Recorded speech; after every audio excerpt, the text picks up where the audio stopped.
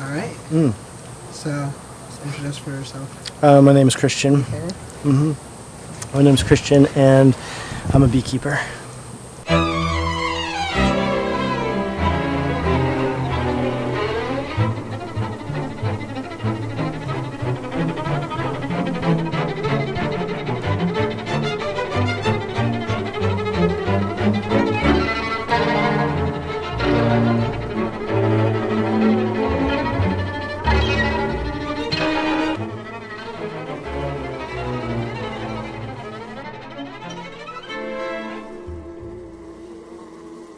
Here in Davis, Christian runs a nonprofit he founded called Circle of Bees.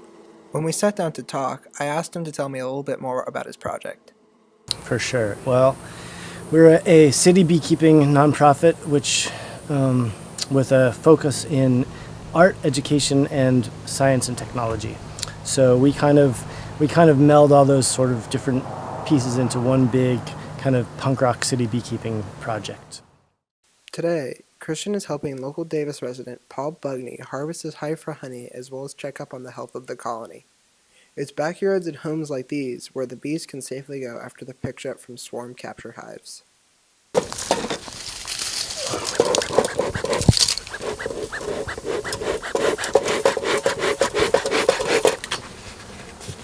Nice.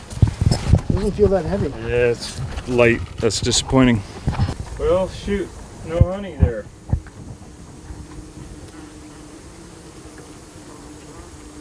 You remember how this was the hive that kind of calmed down for a while? Thought maybe we lost the queen. So it's just surprising that there's pollen. You can see this is what they feed the brood, and the adults don't eat it. So it's protein, heavy food, whereas honey is all sugar. So there's a little bit of honey there, but at this time of year, that top box should just be packed with this honey. And it's not, so we're not sure why. So we're gonna look in the hive and just see about the health of this hive. You want me to cut this open, or? So let's turn it over and just see what it looks like. Well, let's see if we can spot any brood.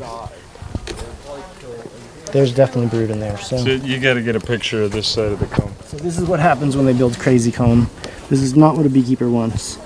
So here's a big fat honey store. But it's not much. This time of year, that's not much. Right. What's going on here is they're using this very top box for brood, and you can see, like if you look here, looks like a solid brood nest right in there, which means the queen is good, hopefully.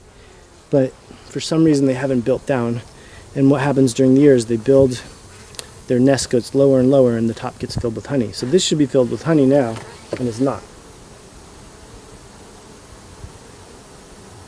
Got it? Yeah. Fortunately, this is why we make these charm hives. They're easy to carry. Right. I can help you.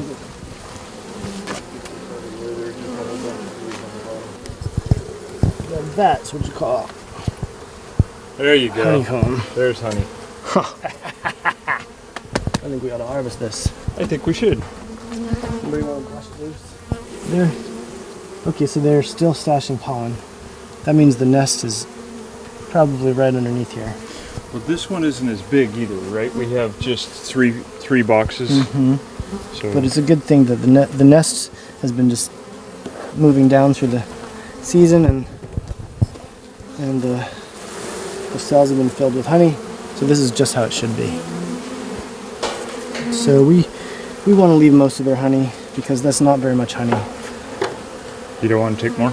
I think we should leave the rest of it. Okay. I bet you this will be honey and this will be honey. It seems like I should clear off the tops of these ones. We ripped a lot of comb, so everything's sitting here. I'm gonna. Yep. Want me to bring the we pan? just try and gently move so we don't hurt any of our little friends. Yep.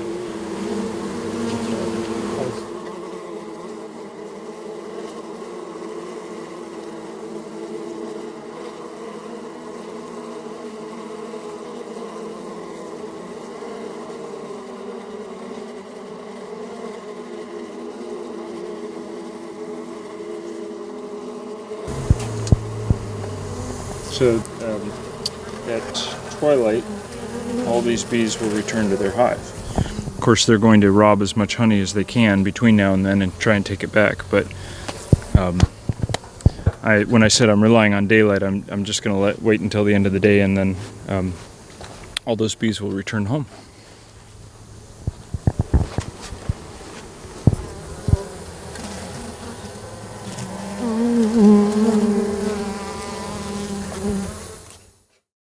The Circle of Bees' main project is the 100 Hives project. As explained by Christian, it is their main effort in advancing city beekeeping.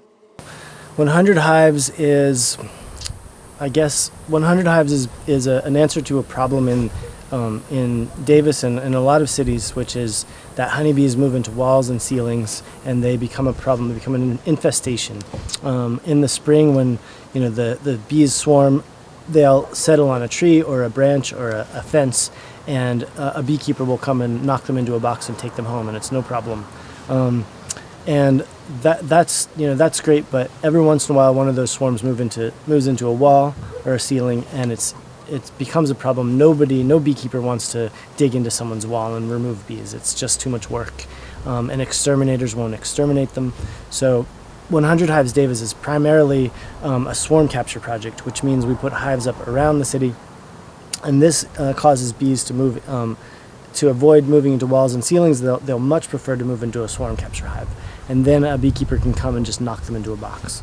But because we are kind of an art and lifestyle project, we want to tune people into the idea that the city is kind of a safe haven for honeybees and for beekeeping culture.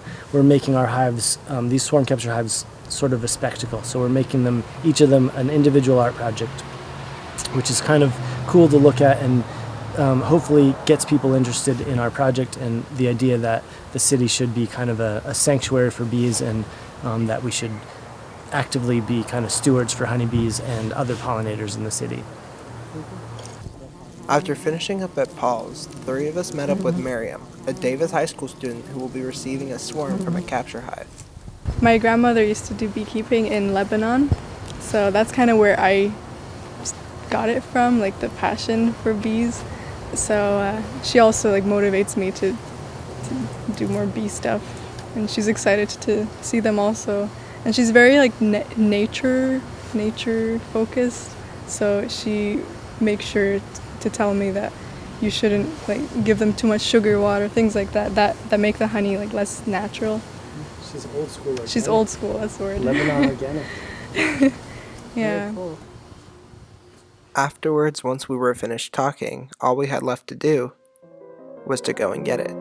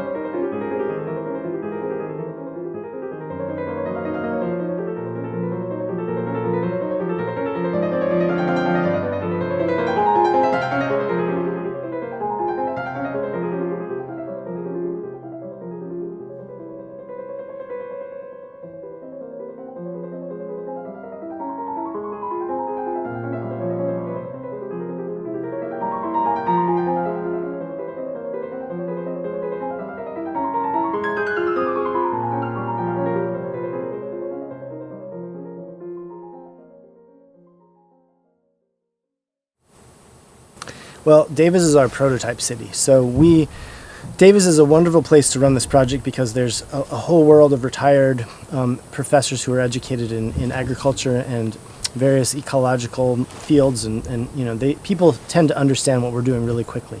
So they're very supportive. But we really would like to see, we'd like to see that it can be done in Davis. We want to prove that it can be done really well, and then we want to expand to other places. The kind of core of this project is The core of the project is a tech project, so we go out and get members, and the whole reason for doing the art side of the project is to attract people and support for the project. But we really envision the project being a series of local hubs built around this idea of caretaking of bees and pollinators, and this idea that the city is more like a garden and a farm and a forest and less like a mall parking lot or factory or something. So the idea is, if we can really get a lot of traction in Davis, we can prove that these swarm capture hives work, that they are a public service, and that, you know, building a community around beekeeping in the city is something that improves the city culture. Then we can try it in another city, and we can kind of repeat the process, having done it once with a little more expertise. So the idea is, you know, that we're taking advantage of this super good tech infrastructure that we have to kind of build a foundation here in Davis, and then repeat it, boom, boom, boom, see how far we can go with it.